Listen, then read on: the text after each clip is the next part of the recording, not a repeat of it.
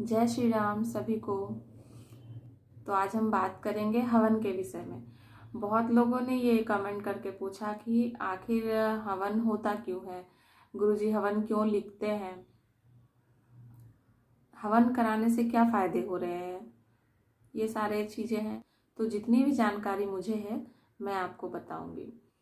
सबसे पहले तो हवन करने में आम की लकड़ियों का प्रयोग होता है। ऐसे तो बहुत सारे लकड़ियों का प्रयोग किया जाता है हवन में। अलग अलग समस्याओं के लिए अलग अलग लकड़ियों का, अलग अलग मंत्रों का उच्चारण किया जाता है, लेकिन विशेषकर आम की लकड़ियों का हवन में ज़्यादा उपयोग किया जाता है, जिसके जलने से वातावरण में जितनी भी बैक्टीरिया होती है ना, वो नष्ट हो जाती है और वह वायु को शुद्ध बना देती है। दूसरा कारण, हवन में आहुति देने के समय जो व्यक्ति आहुति देता होता है, उनके शरीर में यज्ञ से उत्पन्न गैस उनके शरीर में प्रवेश करती है, जो कई प्रकार के जानलेवा विषाणुओं को, जीवाणुओं को मार देते हैं। हवन करने से हमें स्वस्थ और निरोग जीवन भी मिलता है और साथ ही धार्मिक आस्था भी प्रबल होती है। हवन के धुएं के संपर्क में भी हम रहते हैं ना, तो हमारे मस्तिष्क, फेफड़े और श्वास की जितनी भी बीमारियां होती है, उनसे जुड़ी सभी समस्याएं नष्ट हो जाती हैं सिर्फ उनके धुएं के प्रभाव से, और हमारा श्वसन तंत्र बिल्कुल अच्छे तरीके से काम करने लगता है।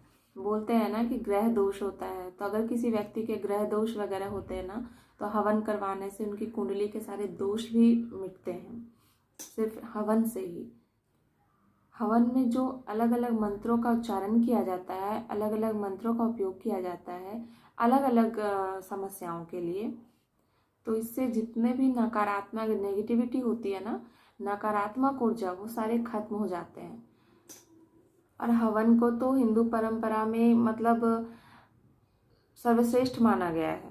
हवन के बिना कोई भी पूजा संपूर्ण नहीं माना जाता है ना। हम कोई भी पूजा करते हैं तो लास्ट में हम छोटी हवन क्यों ना करें, लेकिन जरूर करते हैं। तो हवन हिंदू परंपरा का प्रमुख कर्म है। ऐसा प्राचीनतम लोगों का मानना है कि जो भी सामग्री, जो भी लकड़ियाँ, जो भी सामग्री हम हवन में डालते हैं ना, वो देवी देवताओं तक पहुंचकर उन्हें तृप्त करती है।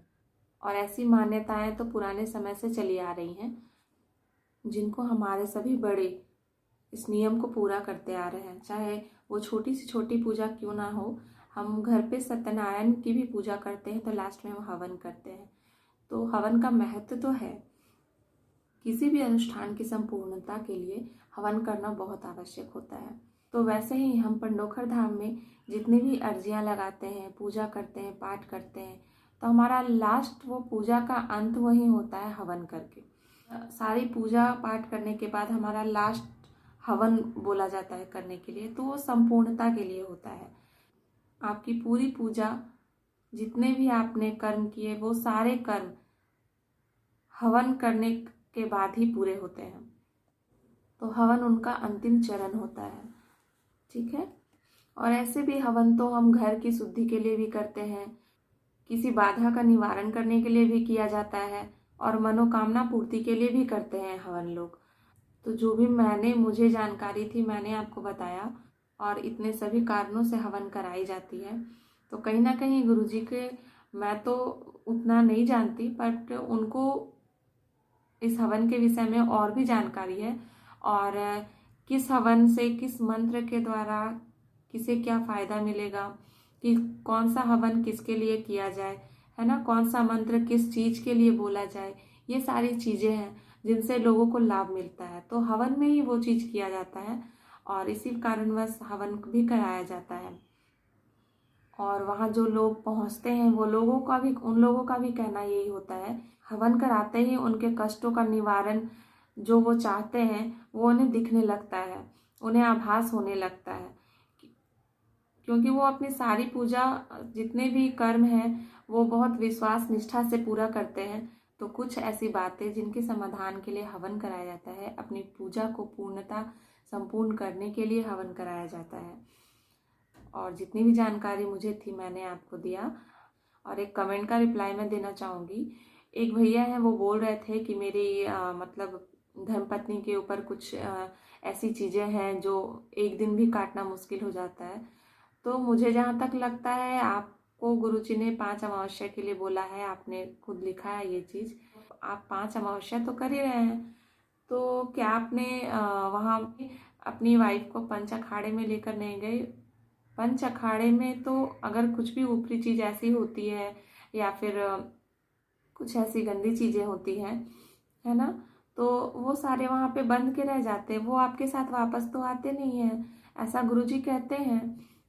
तो आप एक बार उनको पंच अखाड़े में लेकर जाइए, उनको साथ में ले जाइए और उनको पंच अखाड़े में ले जाइए, कुछ देर कुछ समय बैठाइए, पुष्पावती नदी में उनको स्नान करवाइए, मंदिर में ले जाइए, उनका सॉल्यूशन भी हो जाएगा। क्योंकि वहाँ पे ज़्यादातर तो इन सभी चीज़ों का ही है। लोग अपनी मनोकामनाएं अनेकों प्रकार की वहाँ पे लेकर जाते हैं, लेकिन 2-3 चीज़ें हैं जिनके लिए वहाँ पे ज़्यादा लोग जाते हैं। पहली तो यही जितनी सारी चीज़ें हैं जो ऊपरी चीज़ें होती हैं, किन्हीं के ऊपर कुछ ऐसा आता है या फिर, तो वो सारी चीज़ें हैं, उनके लिए लोग ज़्यादा जाते हैं। दूसरे अपनी पुत्र की कामना को लेकर भी वहाँ पे बहुत सारे लोग जाते हैं।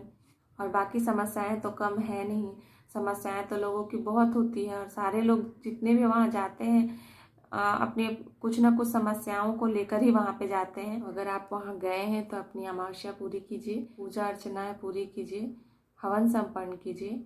आपकी मनोकामनाएं जो भी हैं ईश्वर आप पूरा करेंगे।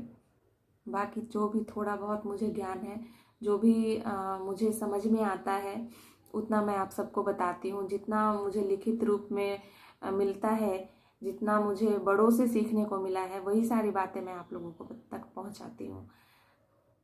धन्यवाद। जय श्री राम।